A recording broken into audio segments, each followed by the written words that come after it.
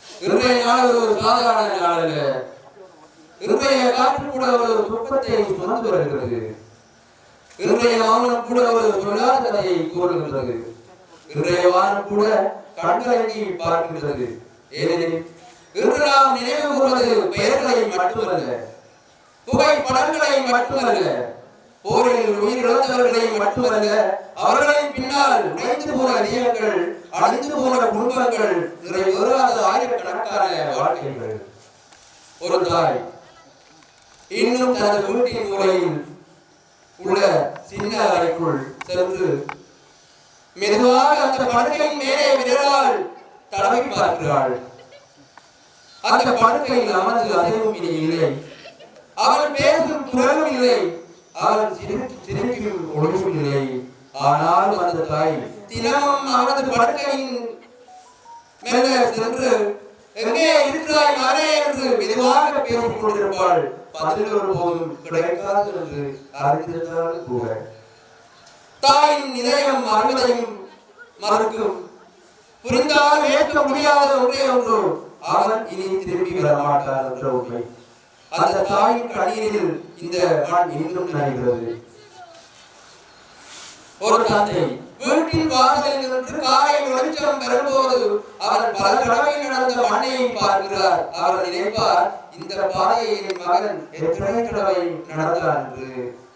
ஒவ்வொரு மாலையிலும் வாசலின் மீது சாய்ந்து அவர் மூச்சு விடுவார். அதில் ஒரு எரியும் நெருப்பு இருக்கும். ஒரு தந்தை இதயத்தின் வலி அவர் முகத்தில் மட்டும் தெரியாது, அவர் பேசாமல் இருக்கும் மௌனத்தில் தான் தெரியும். ஒரு சகோதரி கதையில் அமர்ந்து அவள் தம்பி அண்ணன் இருந்த இடத்தை பார்த்துக் கொண்டிருந்தாள். அவளிடம் இன்னும் பழைய ஒரு பொம்மை இருக்கும், அது இருவரும் கூடிக்கொண்டு விளையாடிய பொம்மை, அது இன்னும் பழைய தருணங்கள் சிரிப்போடு காத்திருக்கிறது. சில இரவுகளில் அவளுக்கு அந்த பொம்மையை கட்டிப்பிடித்து அழுவாள். ஏனெனில் அந்த பொம்மை கூட என்று அவளை கூட வயதானது. ஆனால் அந்த பொம்மை உரிமையான ஒன்றில்லை. ஒரு மனைவி படுக்கையின் ஒரு பக்கம் வருடங்கள் கடந்தும் காலியாகத்தான் இருக்கும்.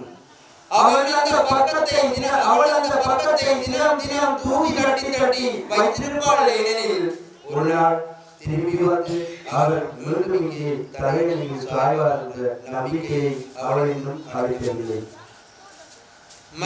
மனசார்ந்தவர்களின் அருமாறில் அவருடைய கடைசி கடிதம் இன்னும் பாதுகாப்பாக அவருடைய கையெழுத்தை பார்த்ததை அவளது கண்கள் கலங்கிவிடும். அவள் சிரிக்கும் போது கூட அந்த சிரிப்புக்கு பின்னால் ஒரு உடைந்த இதயம் மறைந்து இருக்கும்.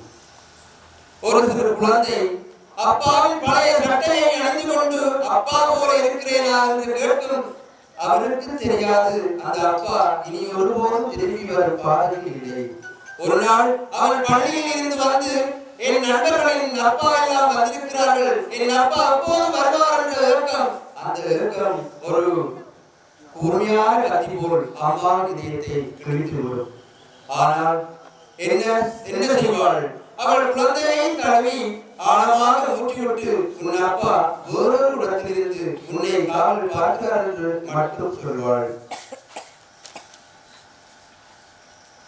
இந்த வலிகள், இந்த துயரங்கள், இந்த உடைந்த குடும்பங்கள், இவை எந்த ஒரு கொள்கைக்குமாக இல்லை, இவை எந்த ஒரு அரசியல் வரிகளுக்குமாக இல்லை, இவை எந்த ஒரு மகத்தான சிந்தனைகளுக்கும் இல்லை.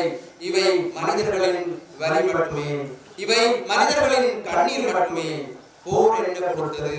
ஒரு தாயின் வறுமை, ஒரு தந்தையின் சுமை, ஒரு மனைவியின் எதிர்பார்ப்பு, ஒரு சகோதரியின் கண்ணீர், ஒரு குழந்தையின் கேள்வி, ஒரு குடும்பத்தின் சிதைவு.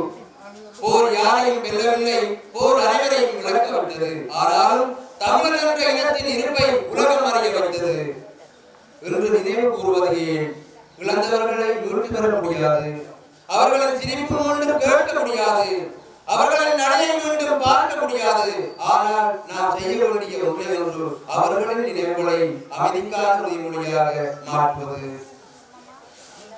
இன்று நாம் நினைவு கூறுவது பழைய காயங்களை மீண்டும் திறப்பதற்காக அல்ல, அந்த காயங்களின் வலியை உணர்ந்து இது போன்ற காயங்கள் இனி ஒருபோதும் நம்மில் உருவாகக்கூடாது என்ற உறுதியெடுப்பதற்காக. உயிரிழந்தவர்களின் கதைகள் எல்லாம் இந்த மண்ணின் இரத்த எழுச்சி பக்கத்தில் எழுதப்பட்டிருக்கிறது. அவர்களின் நினைவு நம்மை ஒவ்வொரு நாளும் அமைதிக்கான பாதையில் நடக்க நினைவூட்ட வேண்டும். அவர்களின் ஆன்மா அமைதியாகட்டும். அவர்களின் குடும்பங்களின் கண்ணீர் உலரட்டும். அவர்களின் இழப்பு அமைதியை தேடும் மனிதர்களின் இதயத்தில் ஒரு நித்திய இழைப்பாரட்டும்.